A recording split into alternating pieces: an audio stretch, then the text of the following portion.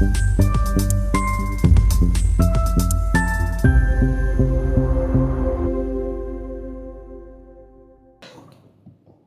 मित्रांनो, युद्धस्य कथा रम्या असं म्हटलं जातं ते उगाचच नाही.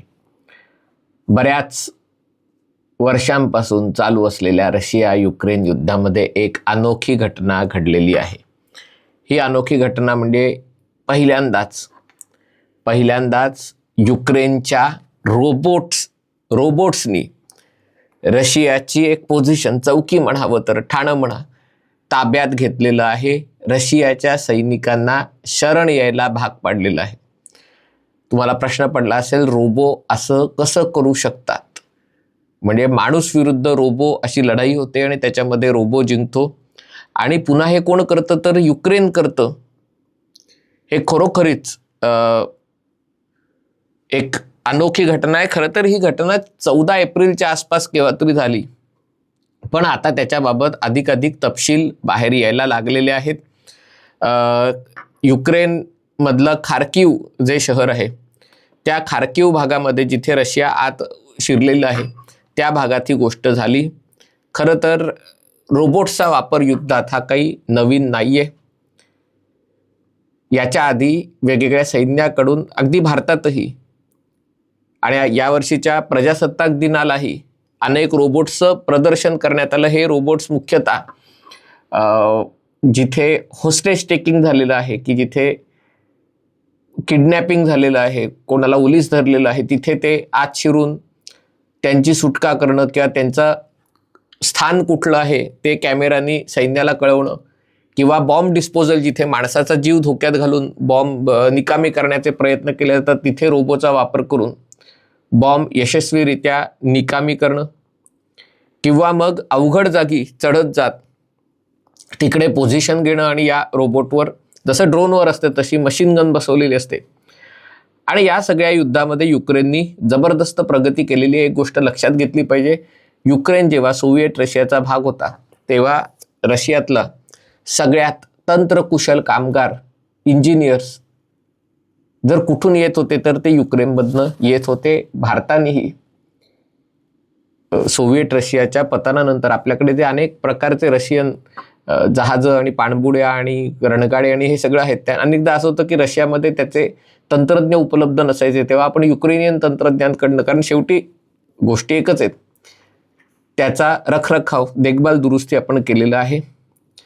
दुर्दैवाची गोष्ट अशी की 1991 सालापासून ते 2014 सालापर्यंत खास करून युक्रेन हा अंतर्गत गर्तेत सापडला होता. कारण युक्रेन हा प्रांत रशियाचा सीमा प्रांत आहे आणि तो अनेक भागांचा एकत्रित तयार करून त्याची ओळख झालेली आहे. त्यातला रशियाचा काही भाग आहे अर्धा भाग, आणि बाकीचा अर्धा भाग आहे हा चेक रिपब्लिक, हे सगळे जे सीमेवर असलेले पोलंड असेल, हंगेरी असेल, या सगळ्याच्या पूर्वीच्या काळात, म्हणजे हे सगळी साम्राज्य होती तेव्हा त्यातले भाषिक लोक एकत्र येऊन हा प्रांत तयार झालाय. रशियन साम्राज्याने तो जिंकला आणि मग हे सगळ्या वेगवेगळ्या भाषिक लोकांना एकत्र केलं आणि मग युक्रेन प्रांत बनला. आणि त्यामुळे तो स्वतंत्र देशच नाही आहे असं रशियाचं म्हणणं आहे. पण अनेक दशकं, कदाचित शतकं एकत्र राहिल्यामुळे एक राष्ट्रवाद तिथेही निर्माण झालेला आहे. पण आज मी युक्रेनची ओळख या विषयावर बोलणार नाही आहे, तर ड्रोन वॉरफेअर याच्याबद्दल बोलणार आहे. कारण युक्रेनकडे हे सगळे तंत्रकुशल कामगार असले तरी त्याचं एक उद्दिष्ट त्यांच्याकडे नव्हतं. या युद्धाने त्यांना उद्दिष्ट दिलं आणि मौका, संधी दिली.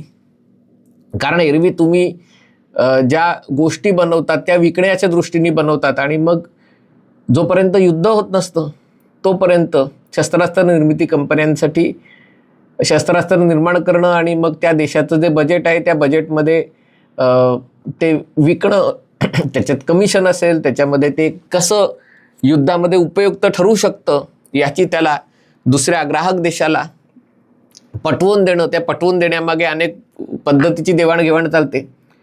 आणि त्यामुळे शस्त्रास्त्र अनेकदा अशा प्रकारची खूप महाग असतात. पण जेव्हा तुमच्या देशावरच युद्ध लढलं जातं, तुमची अर्थव्यवस्था खंकवते, तेव्हा तुम्हाला कोणतीही नाटकं करता येत नाहीत. तुम्हाला शस्त्रास्त्र निर्मिती करणं आणि ती निर्माण झालेली शस्त्रास्त्र परीक्षणाशिवाय डिप्लॉय करणं, कारण शेवटी लढायला बंदुका लागतात, शस्त्रास्त्र लागतात आणि त्याच्यातनं एक खूप चांगली संधी उपलब्ध होते. आणि त्यामुळे युक्रेननी जसे असंख्य ड्रोन, काही हजार ड्रोन ते दर महिन्याला बनवतात, तसेच हे रोबोटचाही वापर या युद्धात करायला सुरुवात केलेली आहे. रशिया युक्रेन दोन्ही देश प्रचंड आहेत. रशिया तर जगातला सगळ्यात मोठा देश आहे, पण युक्रेनचाही आकार खूप मोठा आहे आणि लोकसंख्या अवघी 4-4.5 कोटी आहे. त्याच्यातले अनेक जण देश सोडून गेलेले आहेत आणि त्यामुळे जिथे युद्ध सुरू आहे तिथे शहरांची पण 5,000-7,000 म्हणजे आपली ग्रामपंचायतीची लोकसंख्या असते ती तिथल्या शहरांची लोकसंख्या आहे. आणि प्रचंड निर्मनुष्य मोठाच्या मोठा भाग आहे की जिथे हे युद्ध सुरू आहे. आणि हे युद्ध सुरू करताना जसा हवेतनं ड्रोनचा हल्ला कधी येऊ शकतो, तर त्या ड्रोनच्या हल्ल्यापासून लपण्यासाठी दोन्हीकडचे सैनिक खंदकात लपून युद्ध लढत आहेत. म्हणजे खंदकात अशा ठिकाणी ते बसतात की त्याच्यावर ड्रोनचा हल्ला होऊ शकत नाही. आणि त्यामुळे मग या सैनिकांना त्यांचं जे चेकपोस्ट असतं, त्यांचं जे ठाणं असतं, त्याला पराभूत करून, त्यांना घेरून, त्यांना शरण यायला भाग पाडायला युक्रेननी आता ड्रोनचा वापर, ड्रोनच्या बरोबर रोबोचाही वापर केलेला आहे. रोबोमध्ये काही रोबोट त्यातले छोट्या गाड्यांसारखे असतात, त्या गाड्यांवर बंदूक लावलेली असते. काही नुसता कॅमेरा असतो आणि जो नाईट विजन असतो, रात्रीही त्याला सगळं दिसू शकतं. काही ऑटोनोमस असतात, म्हणजे जे स्वयंप्रज्ञेने निर्णय घेऊ शकतात. AIचा वापर असतो. पण बरेचसे ड्रोन हे रिमोट ऑपरेटेड असतात, म्हणजे मागे सैनिक बसलेला असतो, ड्रोन आणि रोबो पुढे जातो सरपटत सरपटत, चालत चालत किंवा रांगत रांगत, जे काही म्हणाल, आणि मग शत्रूची जागा कोणती आहे ते सांगतो.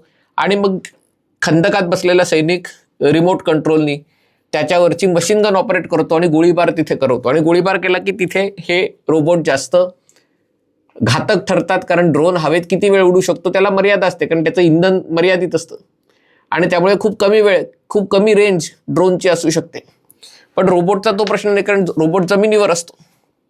आणि त्यामुळे अशा प्रकारे या रोबोटनी रशियाचं एक ठाणं, रशियाची एक चौकी, तिला वेढा घातला.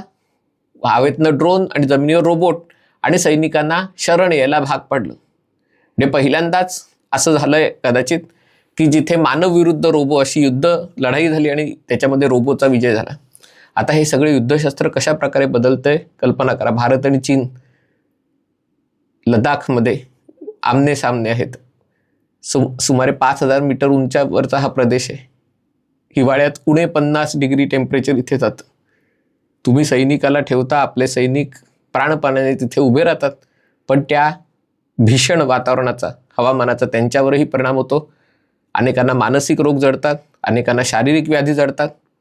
आणि पुन्हा किती सैनिक तुम्ही एवढ्या अवघड ठिकाणी तैनात करू शकतात यालाही मर्यादा असते. आणि त्यामुळे तिथे आता माणसाच्या ऐवजी रोबोट, ड्रोनलाही मर्यादा असते, कारण 5,000 मीटरवर उडणं सोपी गोष्ट असते.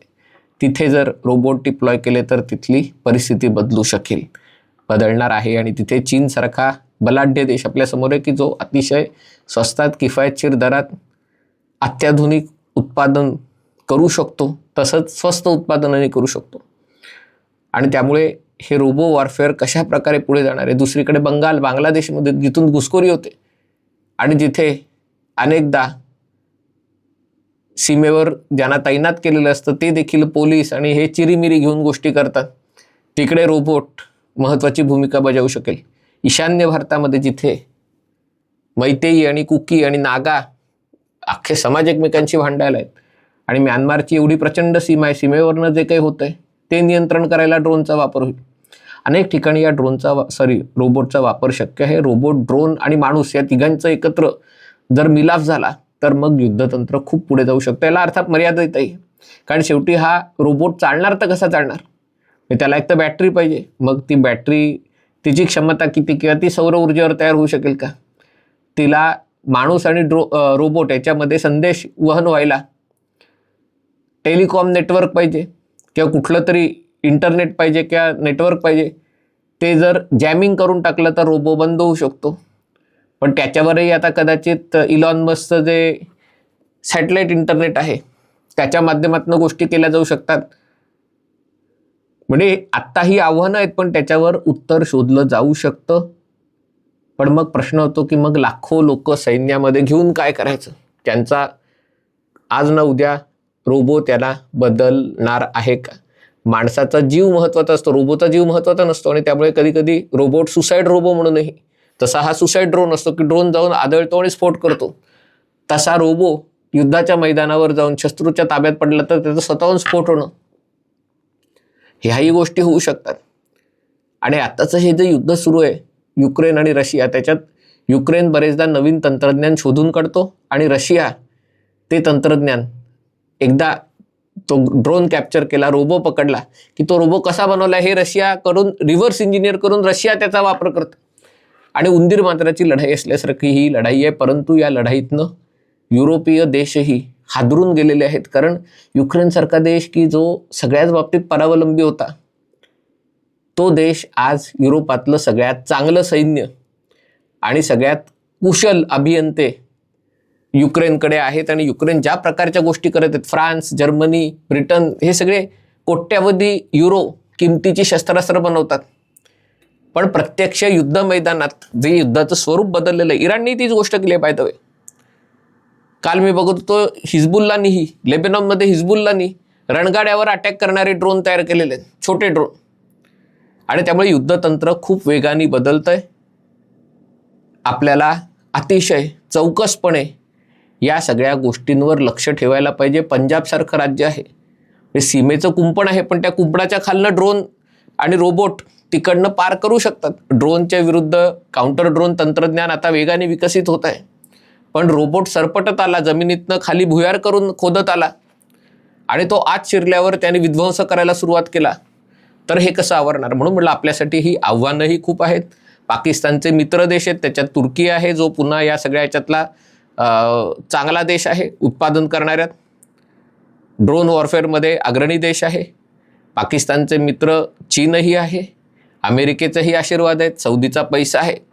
आणि त्यामुळे या सगळ्या गोष्टी खूप वेगाने घडवत असताना युक्रेनमधल्या युद्धाकडे लक्ष ठेवणं आणि ड्रोनच्या जोडीला रोबोट काय करू शकतात ते बघणं, त्यातनं शिकणं, त्याचं स्वदेशी तंत्रज्ञान विकसित करणं आणि ते तंत्रज्ञान त्याच्यावर आधारित उत्पादन करायला देशातल्या लाखो तरुणांना त्यांच्या कौशल्यांचा वापर करणं ही आज निश्चितपणे काळाची गरज आहे. हा व्हिडिओ आपल्याला आवडला असेल तर कृपया लाईक करा, शेअर करा आणि चॅनल सबस्क्राईब करण्याची विनंती आहे.